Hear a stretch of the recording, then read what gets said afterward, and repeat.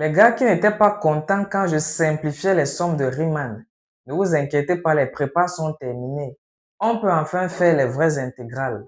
Aujourd'hui, on fera une intégrale indéfinie, soit I, l'intégrale de 1 à plus l'infini, de 1 sur x racine carrée de x plus 1 dx.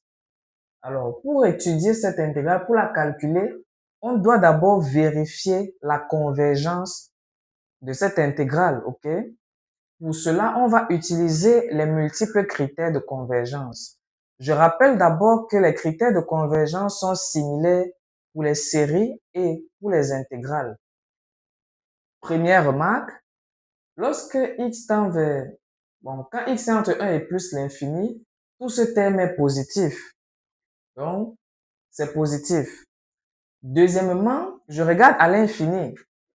Si x tend vers plus l'infini, racine carrée de x plus 1 tend vers racine carrée de x. C'est clair. 1 est trop petit pour influencer quelque chose à l'infini. Du coup, 1 sur x racine carrée de x plus 1, lui, il va tendre vers 1 sur x racine de x. Donc, ça fait 1 sur x à la puissance 3 demi. Intéressant. Je vais faire une équivalence.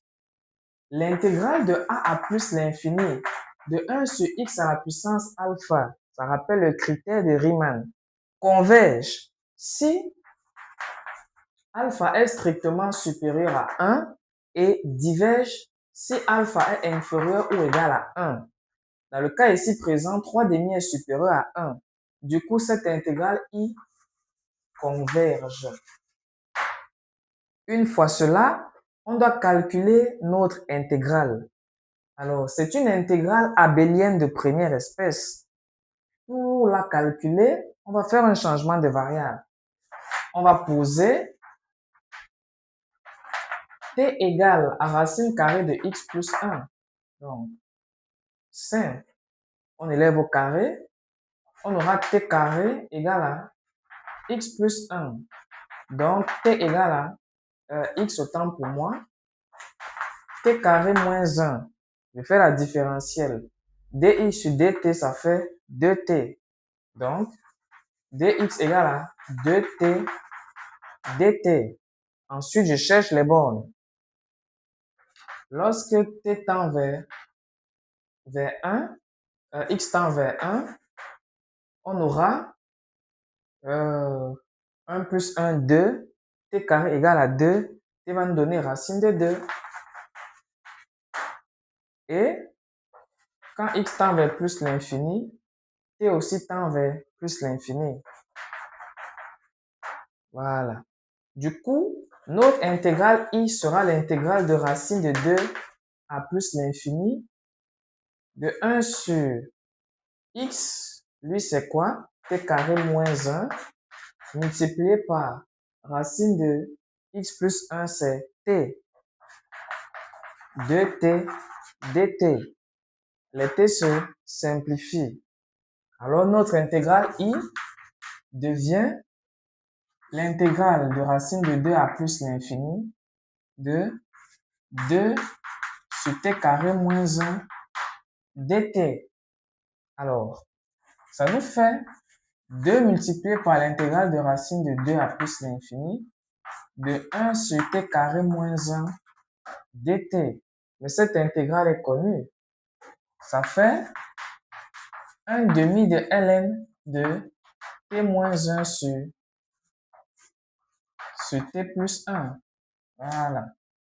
Pris entre racine de 2 et plus l'infini.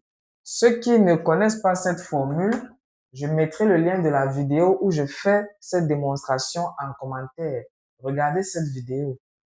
Du coup, on aura tout simplement logarithme népérien ou naturel de t moins 1 sur t plus 1 pris entre racine carrée de 2 et plus l'infini. Alors, je commence d'abord en plus l'infini. En plus l'infini, on a une expression polynomiale en haut et en bas, donc je prends le monome de plus haut degré. Donc, ça fait t sur t1, ln de 1, ça fait 0. moins en racine de 2, ça nous fait ln de racine de 2 moins 1 sur racine de 2 plus 1. Voilà. Celui-ci est nul. Du coup, ça nous fait ln de racine de 2 plus 1 sur racine de 2 moins 1. Mais c'est pas toujours très beau. On va rendre rationnel ce dénominateur. Donc, ça nous fait ln de racine de 2 plus 1, facteur de racine de 2 plus 1, le tout divisé par racine de 2 au carré moins 1. Alors, ça nous fait racine de 2 plus 1, le tout au carré. Donc, ln de racine de 2 plus 1, le tout au carré. 2 moins 1, c'est 1. Donc, en bas, il n'y a pas de problème. Du coup, ça nous fait tout simplement 2 ln de racine de 2 plus 1. Car ln de a puissance n, ça fait n ln de a. Par conséquent, voici notre intégrale i. C'était tout pour cette vidéo. Likez, abonnez-vous et partagez massivement si vous avez aimé. À plus pour une prochaine vidéo.